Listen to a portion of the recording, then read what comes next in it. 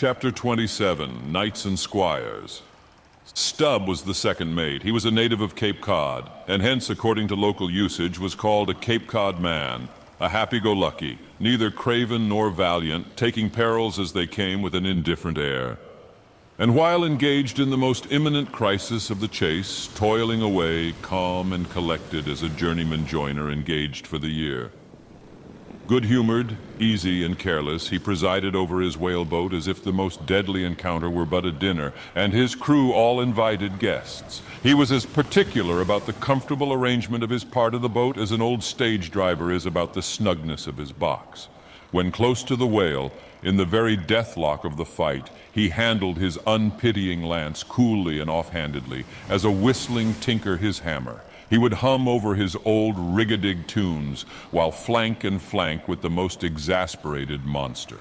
Long usage had, for this Stubb, converted the jaws of death into an easy chair.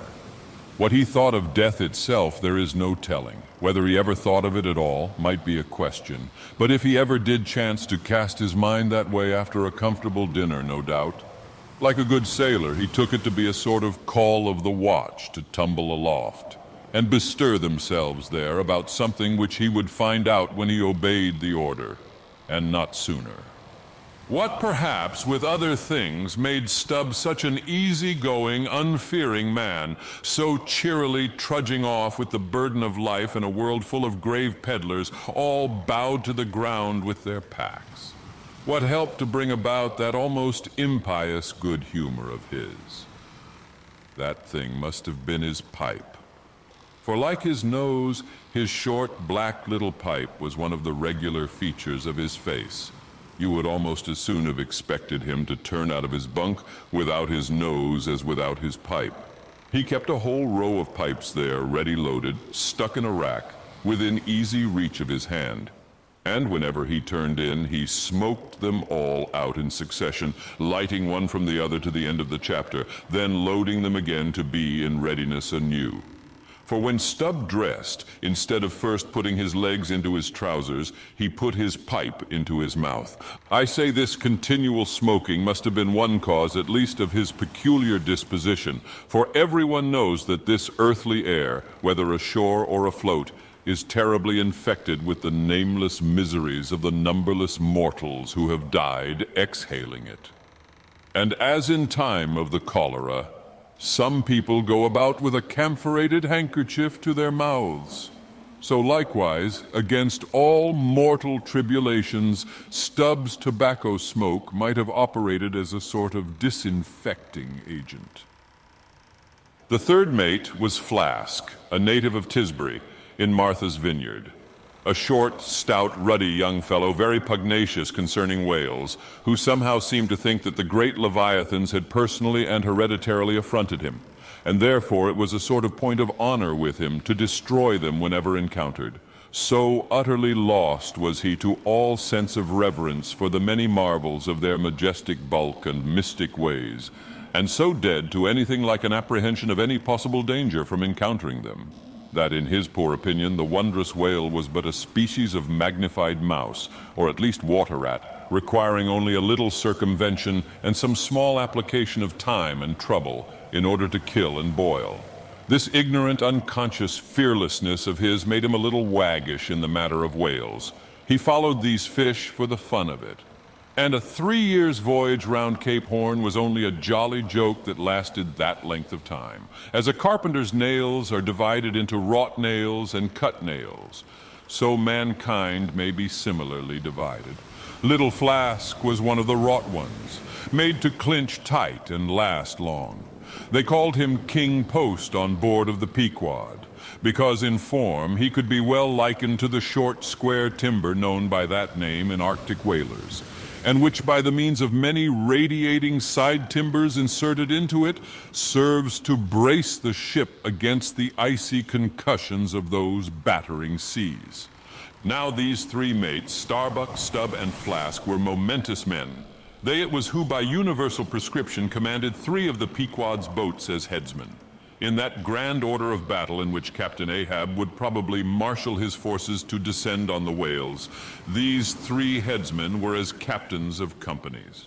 or being armed with their long, keen whaling spears, they were as a picked trio of lancers, even as the harpooneers were flingers of javelins.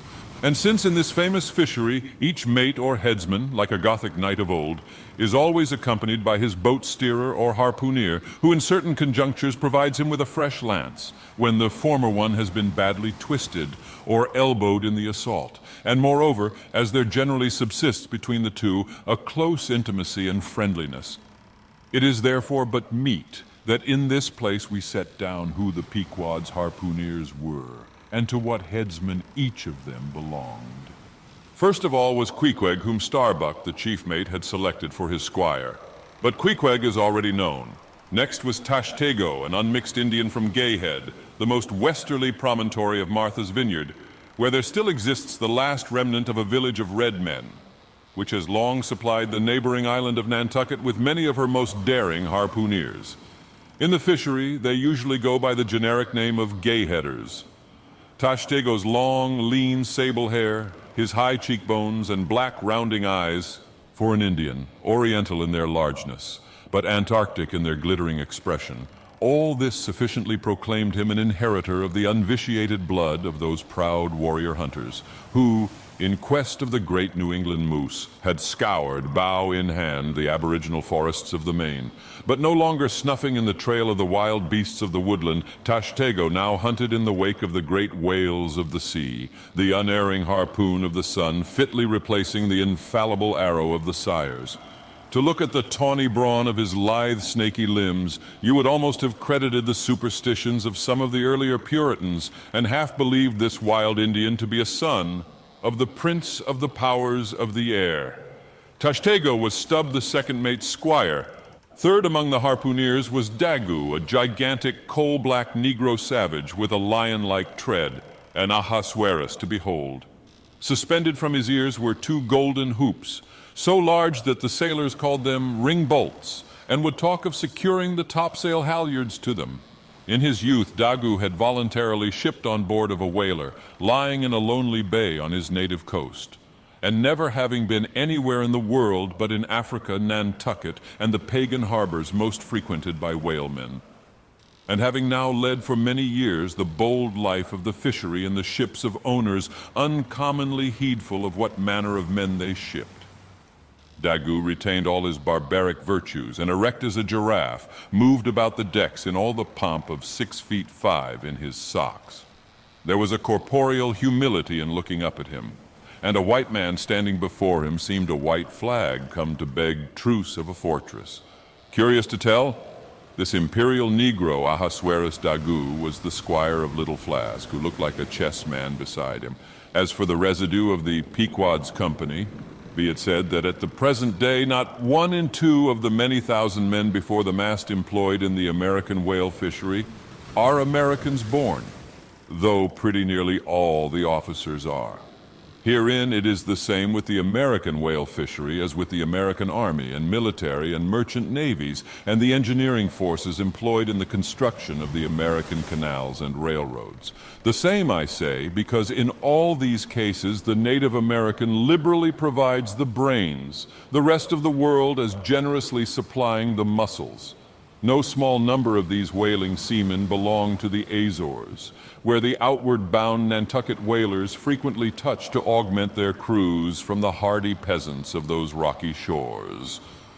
In like manner, the Greenland whalers sailing out of Hull or London put in at the Shetland Islands to receive the full complement of their crew.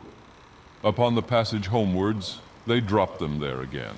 How it is, there is no telling, but islanders seem to make the best whalemen. They were nearly all islanders in the Pequod, isolatos too, I call such, not acknowledging the common continent of men, but each isolato living on a separate continent of his own. Yet now, federated along one keel, what a set these isolatos were. An Anacharsis Klutz deputation from all the isles of the sea, and all the ends of the earth, accompanying old Ahab in the Pequod to lay the world's grievances before that bar from which not very many of them ever come back. Black little Pip, he never did. Oh no, he went before. Poor Alabama boy. On the grim Pequod's forecastle ye shall ere long see him beating his tambourine, prelusive of the eternal time when sent for to the great quarterdeck on high he was bid strike in with angels, and beat his tambourine in glory, called a coward here, hailed a hero there,